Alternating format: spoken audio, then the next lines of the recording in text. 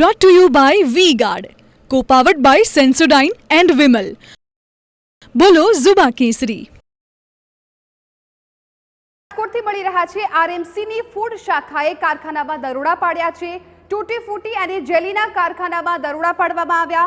કોઠારિયામાં આવેલા પટેલ મહિલા ગૃહ ઉદ્યોગમાં કાર્યવાહી કરાઈ છે. 20,000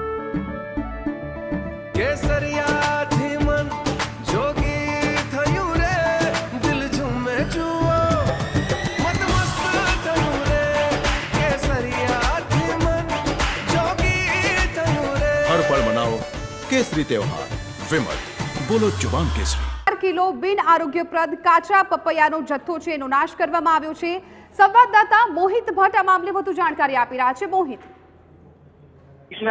હાલમાં ઉનાળાની સિઝન ચાલી રહી છે. ઉનાળાની સિઝનમાં લોકો આઈસ્ક્રીમ અને ગોલાનું વધારે પ્રમાણમાં સેવન કરતા હોય છે ને આ જ આઈસ્ક્રીમ અને ગોલામાં જે તૂટી ફૂટી અને જેલીનો જથ્થો છે તે વપરાવામાં આવતો હોય છે. ત્યારે રાજકોટ મહાનગરપાલિકાના આરોગ્ય વિભાગ દ્વારા કોઠારીયા વિસ્તારમાં જે પટેલ મહિલા ગૃહ ઉદ્યોગ છે કે જ્યાં તૂટી ફૂટી અને જે જેલી છે તેનું ઉત્પાદન થતું હતું ત્યાં દરોડો હાથ ધરવામાં આવ્યો હતો.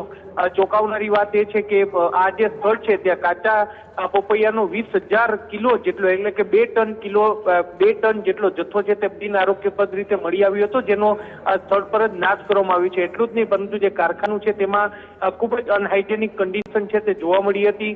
આ ઉપરાંત જે ફૂડ લાયસન્સને લઈને અને જે કારખાનામાં જે ફૂડ એન્ડ સ્ટાન્ડર્ડ એક્ટના જે નિયમોનું પાલન થવું જોઈએ તે નિયમોનું પાલન ન થતું હતું, જેને લઈને આરોગ્ય વિભાગ દ્વારા તેમને નોટિસ આપવામાં આવી છે. ને જે તૈયાર થયેલી તૂટી ફૂટી અને જેલી છે તેવા કુલ 4 જેટલા નમૂના લઈ અને તેને લેબોરેટરી અર્થે મોકલી દેવામાં આવ્યા છે.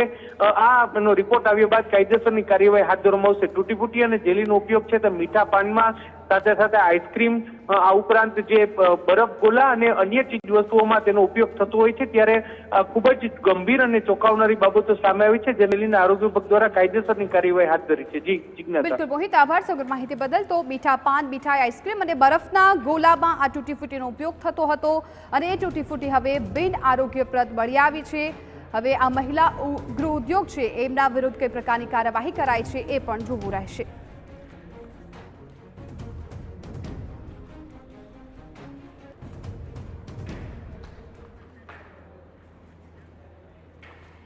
Brought to you by V-Guard, co-powered by Sensodyne and Vimal.